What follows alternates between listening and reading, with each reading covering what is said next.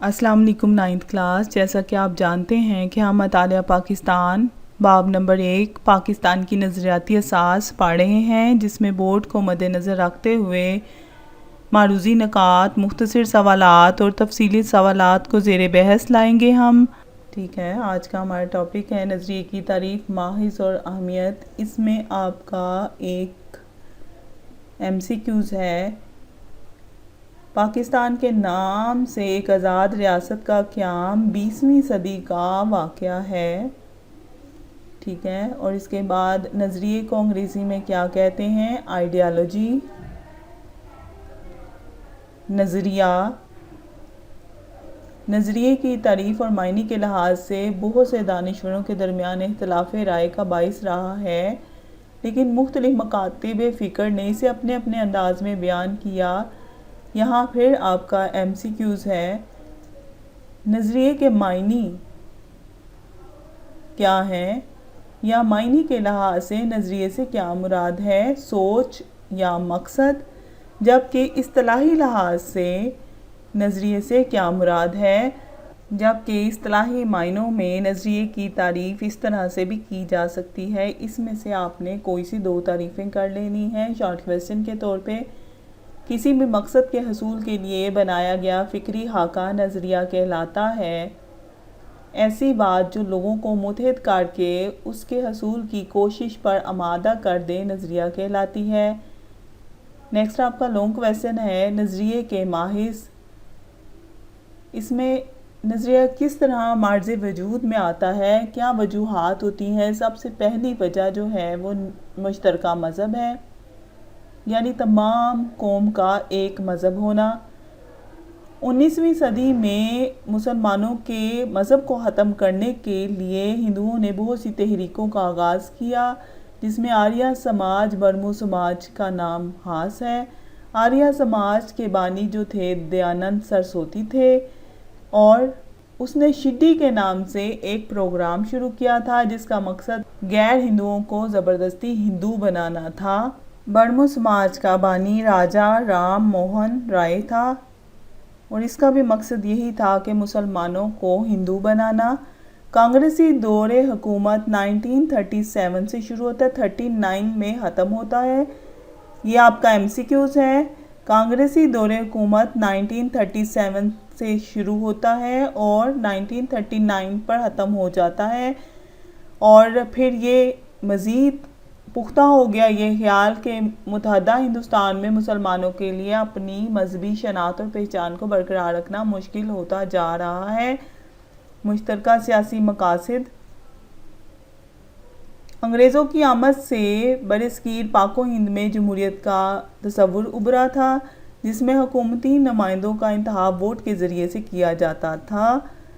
یاد رکھیے گا، سمجھنے کی کوشش کریں کہ حکومت کے نمائندے کس طرح منتخب ہوتے تھے۔ ووٹوں کے ذریعے سے۔ آبادی کے لحاظ سے مسلمان برصغیر پاک و ہند میں کم تعداد میں تھے، اقلیت میں تھے، یعنی کم تعداد میں تھے، اس لیے مسلمانوں کا حصہ تھوڑا بنتا تھا۔ نئے سیاسی نظام نے جو شعور دیا تھا، اس کی وجہ سے مسلمانوں کا تشخص ابھرنے لگا۔ مشترکہ تعلیمی مقاصد۔ مشترکہ تعلیمی مقاصد بھی کسی قوم کے نظریے کے ماخذ ہوتے ہیں، کسی نظریے بننے کی وجہ ہوتے ہیں۔ انگریزوں نے ایسا نظام تعلیم متعارف کروایا جس میں انگریزی زبان کو مرکزی حیثیت حاصل تھی۔ انگریزی زبان سیکھنے کو خلاف اسلام قرار دیا گیا، اور یہ نئے نظام کو مسلمانوں نے توڑ دیا۔